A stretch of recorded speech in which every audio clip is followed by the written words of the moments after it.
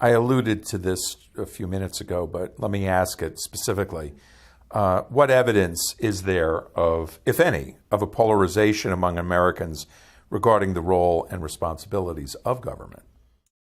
That's a good question, because we have party polarization, where one group of people who calls themselves Democrats, it has polarization against Republicans, and of course Republicans have polarization against Democrats.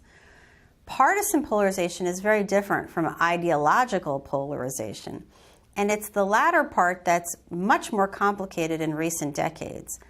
Is there really a difference today between the two parties on what government should do for individual citizens? If you listen to presidential politics and campaign promises, it seems as if both parties' candidates in 2016 are saying, vote for me, I will make your life better. Vote for me, and you will have better employment prospects. Vote for me, and your tuition will be lowered, or it will be forgiven under certain circumstances.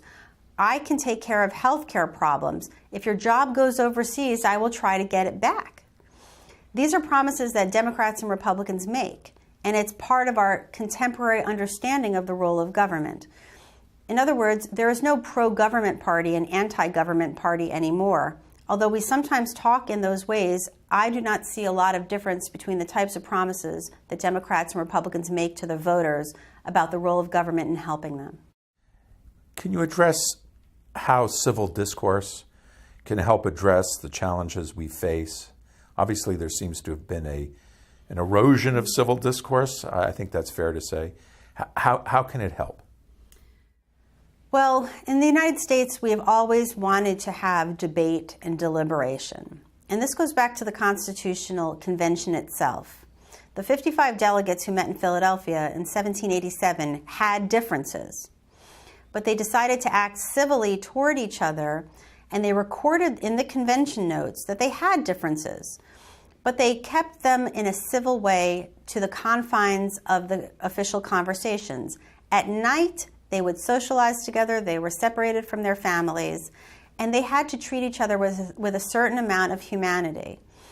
Throughout the United States history, we have to become aware that uncomfortable differences are there. It's always behind the scenes, and it's often also public, and that's considered healthy and good.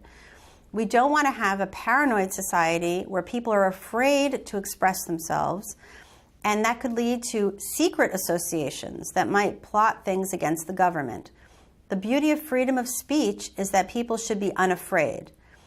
But there is an inconvenience to that, which is that once that there are all of these ideas in the political sphere, we're going to have conflict. That conflict will take time to resolve. We might have compromise, but we might also have stalemate and gridlock because ideas are so different on both sides.